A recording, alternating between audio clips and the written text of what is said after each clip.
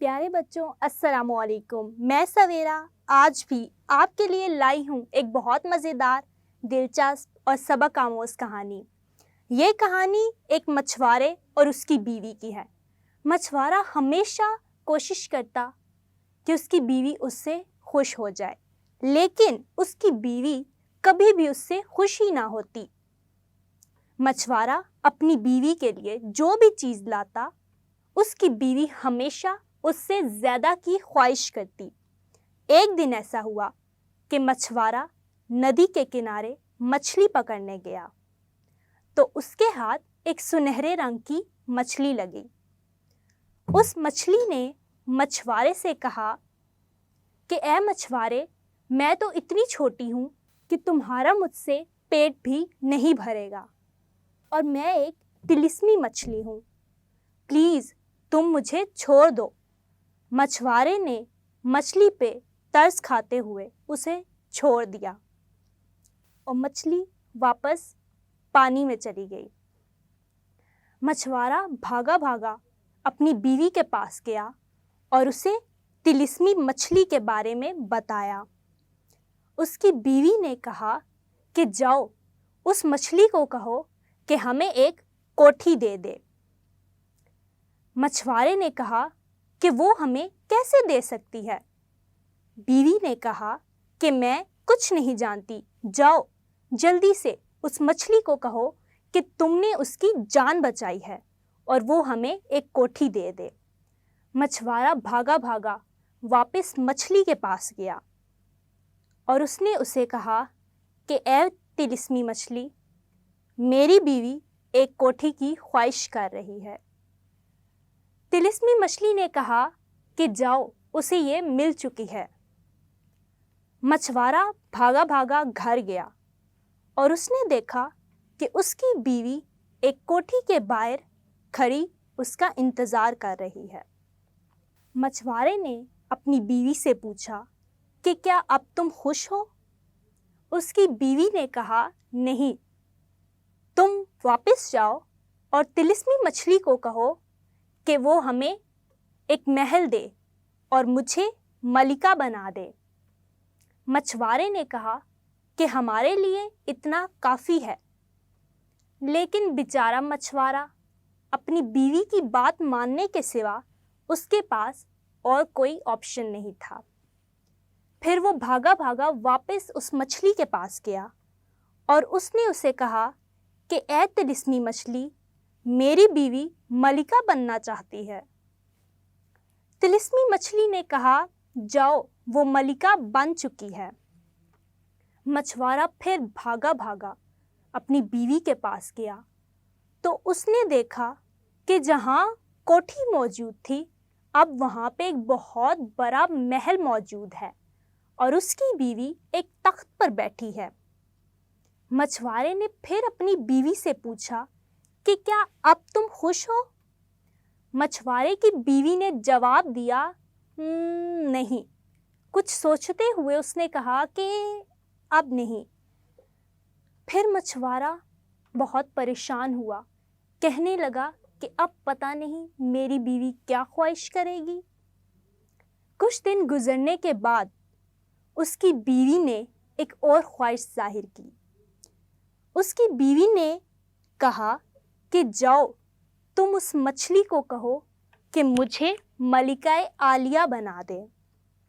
مچھوارا پھر اپنی بیوی کی بات مانتے ہوئے اس مچھلی کے پاس گیا اور اس نے اس مچھلی کو کہا کہ اے طلسمی مچھلی، میری بیوی اب ملکہ عالیہ بننا چاہتی ہے۔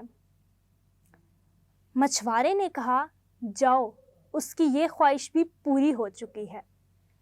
پتہ ہے بچوں پھر کیا ہوا؟ جب مچھوارا بھاگا بھاگا اپنے گھر گیا تو اس نے دیکھا کہ جہاں پر وہ چھوٹا سا محل موجود تھا، اب اس محل کی جگہ ایک بہت بڑا اور عالیشان محل موجود ہے اور ہر طرف نوکر چاکر ہیں۔ اور جب وہ محل کے اندر گیا تو اس نے دیکھا کہ اس کی بیوی ایک سونے کے تخت پر بیٹھی ہے اور اس کی بیوی نے ایک سونے کا تاج پہنا ہوا ہے۔ مچھوارے نے پھر عاجزی کے ساتھ اپنی بیوی سے پوچھا کہ کیا اب تم خوش ہو؟ اس کی بیوی نے کچھ سوچتے ہوئے کہا کہ میں سوچ کے بتاؤں گی۔ مچھوارا پھر پریشان ہو گیا، کہا کہ اب پتہ نہیں میری بیوی کون سی نئی خواہش کرے گی۔ 1 ہفتے تک یہی سلسلہ چلتا رہا۔ مچھوارا جب رات کو سو جاتا تو اس کی بیوی پوری رات بیٹھے یہ سوچتی رہتی کہ اب ایسا کیا مانگوں جس سے میں خوش ہو جاؤں۔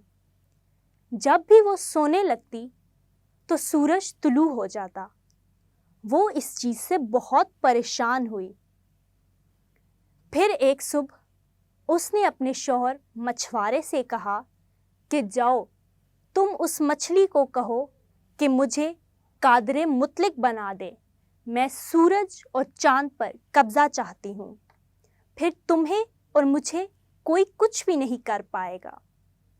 مچھوارے نے اپنی بیوی کو بہت سمجھانے کی کوشش کی کہ ایسا نہیں ہو سکتا، تم اپنی یہ خواہش چھوڑ دو، لیکن بیوی نے مچھوارے کی بات نہیں مانی۔ مچھوارا ڈرتے ڈرتے طلسمی مچھلی کے پاس گیا۔ اس نے طلسمی مچھلی سے کہا کہ میری بیوی قادر مطلق بننا چاہتی ہے، وہ مخفی ہونا چاہتی ہے۔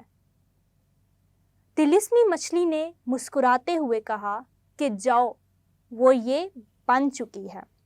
مچھوارا بھاگا بھاگا محل کی جانب گیا۔ اس نے دیکھا کہ محل میں کوئی بھی نہیں ہے۔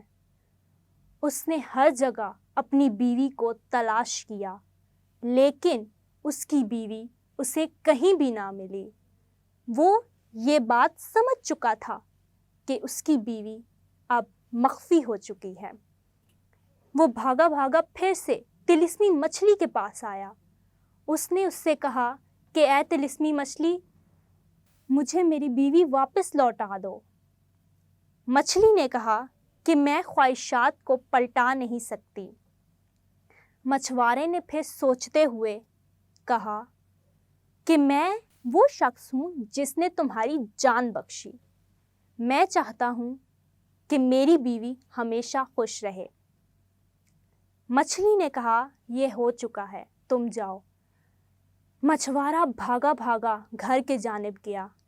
اب گھر جاتے ہی اس نے دیکھا بچوں کہ اس کی بیوی واپس سے اسی ٹوٹی پھوٹی جھونپڑی کے باہر کھڑی اس کا انتظار کر رہی ہے۔ مچھوارے نے جب اپنی بیوی کو دیکھا تو وہ اس سے ملا اور اللہ کا شکر ادا کیا کہ اس کو اس کی بیوی واپس مل گئی۔ اور بیوی نے بھی مچھوارے سے کہا کہ میں یہ بات سمجھ چکی ہوں کہ کبھی بھی سچی خوشی ان چیزوں میں نہیں بلکہ اپنوں سے ملتی ہے۔